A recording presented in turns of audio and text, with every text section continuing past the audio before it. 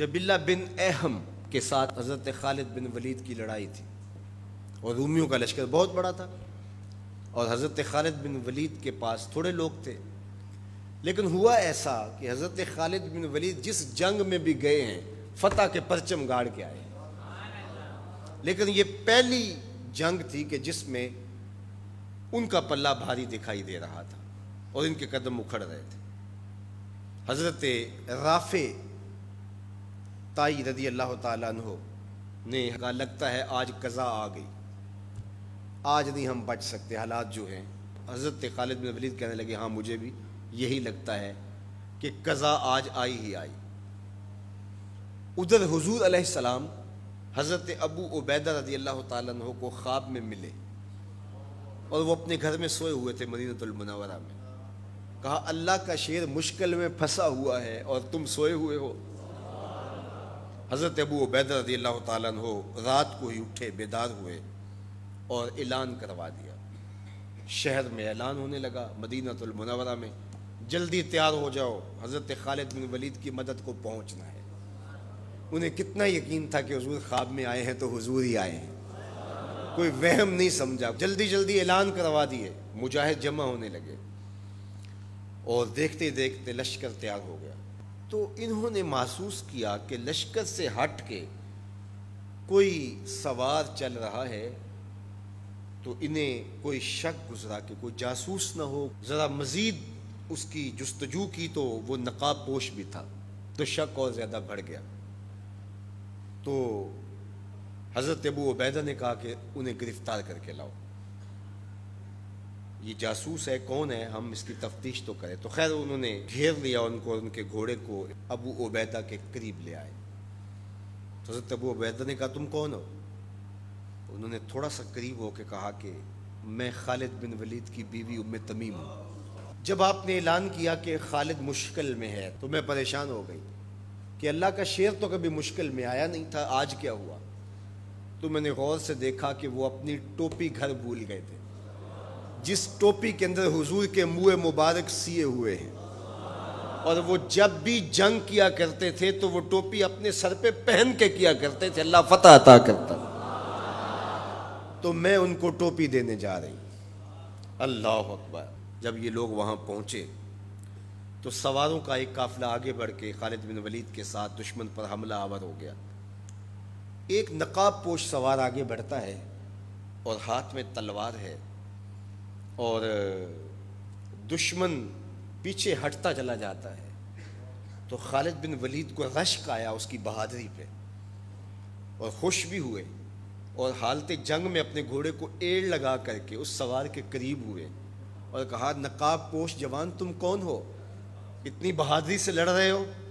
تو اس نے ہلکا سا نقاب الٹ کے کہا پہچانو تمہاری بیوی ام تمیم ہوں, اور تمہیں وہ ٹوپی دینے آئی ہوں جس کے اندر حضور کے بال سیے ہوئے ہیں. تو حضرت خالد بن ولید کو انہوں نے ٹوپی عطا کی اور انہیں سر پہ رکھی. اللہ نے اسی دن مسلمانوں کو فتح عطا کر. یہ حضور علیہ الصلوۃ والسلام کے بالوں کی برکت تھی. حضرت ام سلمہ رضی اللہ تعالیٰ عنہا کے پاس, زوجہ رسول صلی اللہ علیہ وسلم کے پاس حضور کے مبارک بال تھے. حضرت عثمان بن عبداللہ رضی اللہ تعالیٰ عنہ کہتے ہیں کہ مدینے میں اگر کسی کو نظر لگ جاتی یا کوئی بیمار پڑ جاتا تو وہ ام سلمہ سلام اللہ علیہا کے پاس آ جاتے, تو وہ پھر ڈبیا سے بال نکالتی اور پانی کے گلاس میں ان بالوں کو جنبش دیتی, اور ان بالوں کی برکت سے وہ پانی جب بیمار پیتا اللہ اس کو شفا عطا کرتا. یہ حضور کے مبارک بالوں کی برکت ہے. اللہ اکبر. اور ایک دن حضور غسل کر کے آئے اور سیاہ رنگ کے مبارک بالوں, اللہ اکبر, کا حسن اور نمایاں ہوا. تو حضور نے ایسے ہاتھ ڈال کر کے ایک بال الگ کیا اور ساتھ ارشاد فرمایا من ازا شعرتم من شعری فالجنت علیہ حرام.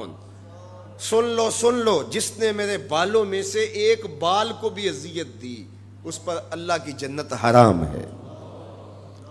ہم تو حضور کے غلام ہیں, حضور کے نوکر ہیں. حضور تو حضور رہے, حضور کے بالوں کی توہین بھی گوارا نہیں ہے. اقبال کہا کرتے تھے لوگ باتیں کرتے ہیں، ہم تو یہ بھی گوارا نہیں کرتے کہ کوئی کہے تیرے پیغمبر کے کپڑے میلے تھے، ہم تو یہ بھی گوارا نہیں کرتے۔ مغرب اس کیفیت کو سمجھتا نہیں ہے، اور وہ سمجھتا ہے کہ شاید ان حرکتوں سے میں مسلمانوں کے دلوں سے ان کے پیغمبر کی عظمت کو چھین لوں گا، نکال دوں گا، لیکن اسے بھول ہو گئی ہے۔ یہ ہزار گناہگار سہی، بدکار اور سیاہ کار سہی، دنیا دار سہی، یہ کاروباری سہی، لیکن جب اپنے دل کا سودا کرنے کی باری آئے تو مدینے کی گلی میں کرتے ہیں، اور سب کچھ لٹانے کے بعد بھی کہتے ہیں حق تو یہ تھا کہ حق ادا نہ ہوا۔ ہماری جانیں، ہمارے ماں باپ، ہماری نسلیں، ہماری زندگی کا ایک ایک گوشہ حضور کے نام پہ قربان۔ حضور کے نام کا جھنڈا کبھی نیچا نہیں ہو سکتا، ان کے نام کا جھنڈا ہمیشہ اونچا رہے گا۔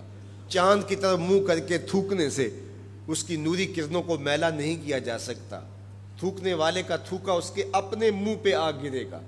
تبت یدا ابی لہب و تب کا تازیانہ آج بھی دشمنان رسول اور شاتمان رسول پہ برس رہا ہے، اور میرے نبی کا نام کل بھی اونچا تھا، میرے نبی کا نام آج بھی اونچا ہے، رہے گا یوں ہی ان کا چرچا رہے گا، پڑے خاک ہو جائیں جل جانے والے۔